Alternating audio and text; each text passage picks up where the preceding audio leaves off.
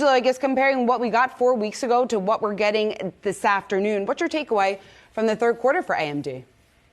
Yeah, and listen, as far as the third quarter numbers are concerned, I mean, you kind of, threw out some of the numbers out there, but pretty much in line with expectations in terms of the revenue number grew 29% year over year. Non-GAAP gross margin number about 50%. So, pretty much right there where the expectation was and across kind of all business lines as well. Really kind of the hurt in the quarter really came from their PC-centric business, declining more than 50% sequentially. So, I'd expect to see more pain here in Q4. But as far as, to what you alluded to in terms of the guidance for the fourth quarter, I mean, that's where all eyes are. And I'd say this is more of a better than feared type of number when we kind of look at it. Still going to continue to grow year over year. Of course, they did the Xilinx acquisition earlier in the year, but nonetheless, it looks like their data-centric business looks like it's going to continue to grow here in the fourth quarter, and that's really kind of what investors care most about as far as AMD is concerned. So again, I think it's a better than feared type of number here in guidance. There's a lot of questions, Angelo, about gaining market share against Intel. Any read into that? Yeah, I mean, it's really hard to kind of read into it, but when you kind of just look at the numbers on the surface, I mean, AMD is rolling out some kind of next-gen chips here in the next couple of quarters, ramping up their 5-nanometer technology on the CPU data center side of things. And, from what we're seeing in terms of the guidance in Q4 and what we expect into 2023, we do think AMD continues to incrementally take more share from Intel here. And we know that chip makers have been under pressure so far this year. What do you think is going to give AMD the edge over its competitors?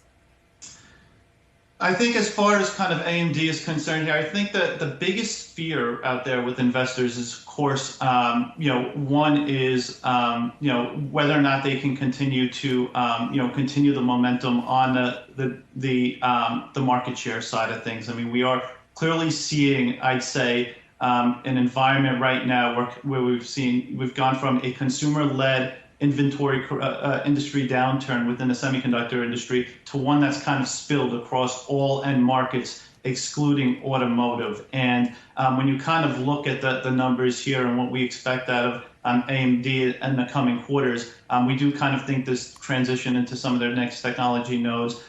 We think they're going to continue to maintain an advantage over Intel on the CPU side of things here over the next 2 years at the very least. But I do think the concern out there is from a competitive landscape is, does Intel potentially catch up with some of the investments that they're making? And NVIDIA also is expected to kind of get into the CPU data center side of things. And could they potentially crack that market? It's not something we expect in 2023 because this is, they're kind of just now entering the market.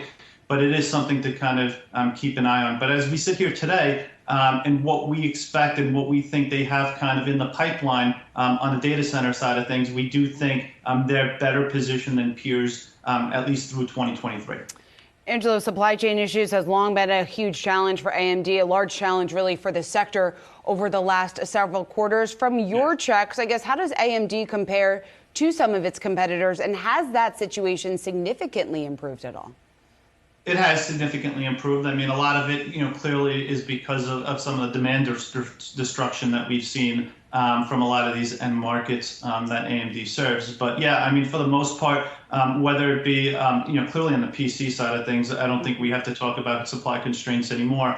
And, also on the data center side of things, I mean, there are a couple components out there that, that continue to be a bit supply constrained. But for the most part, I think we're kind of out of the woods there. I think, when you start thinking about supply constraints anywhere, it's more on the auto side of things, in certain kind of pain points there. But, not really a market that AMD has significant exposure.